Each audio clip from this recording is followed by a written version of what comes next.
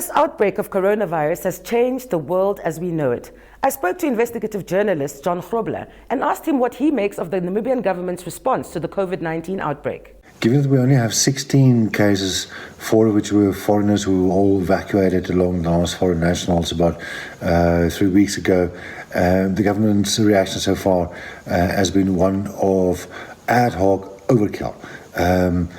It's also been very contradictory because, you do not announce a partial lockdown of the Orongo and Commerce region, and therefore basically encourage anybody else who could to get into the cars and go back home to their rural homesteads, and so potentially carrying this virus up to where the old people are in often difficult to reach rural areas is just absolutely counterproductive. So maybe, the reason why we now have another 3 weeks of extension is because they realize that potentially we have now sent the virus out to roam amongst the kraals up in the north. So we better all sit still for another 3 weeks to make sure that it didn't find many kraals.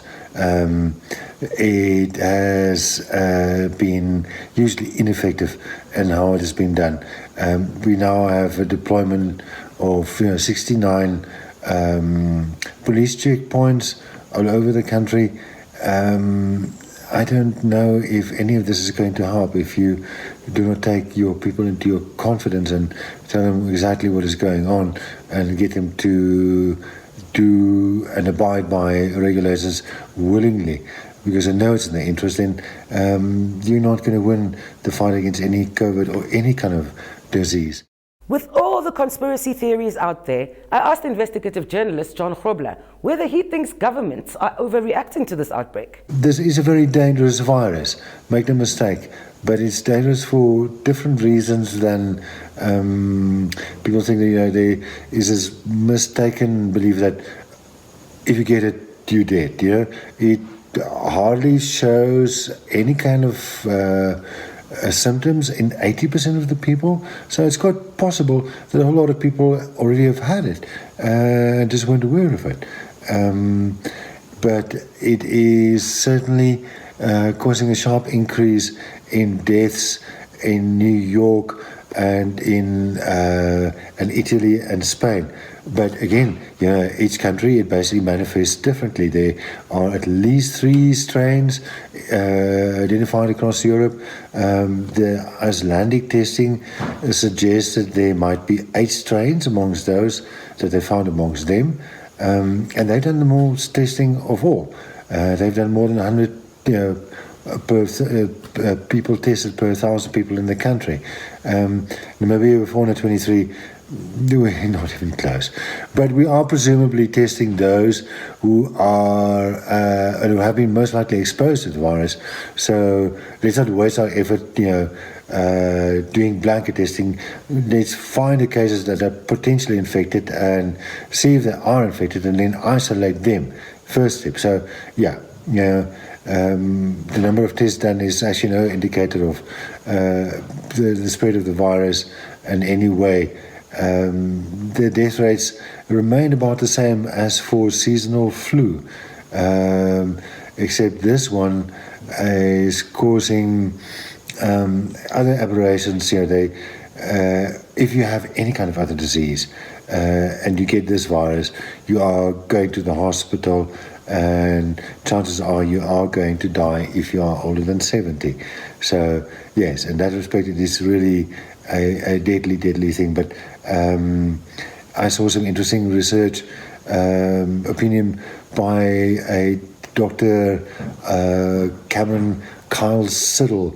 He is at the head of the emergency unit at Brooklyn Hospital in New York, Brooklyn, and he's saying that everything he's seeing in terms of how the patients present symptoms suggests that they're actually rather dying of what looks like high altitude sickness rather than pneumonia, because he says maybe we're not they're not using the ventilators correctly. There should be a more a question of treating them with more oxygen rather than more pressure, that intubating them with ventilators and forcing air into the lungs appears to be causing more damage than just giving them more oxygen, because what they are basically all dying of in the end is hypoxia. The organs are starved of oxygen because somehow the oxygen molecules are not binding with the hemoglobin molecules in your lungs, because this is hard barrier, glassy sort of barrier that gets formed by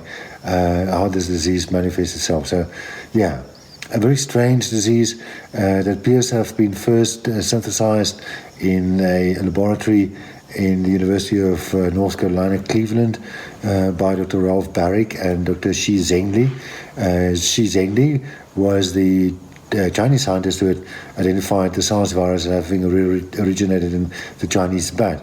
The outcry after their experiments in synthesizing this new Chimera virus was such that their funding was paused by Barack Obama. Of course, it then just moved over to the Wuhan University of Technology in Hebei province in China instead.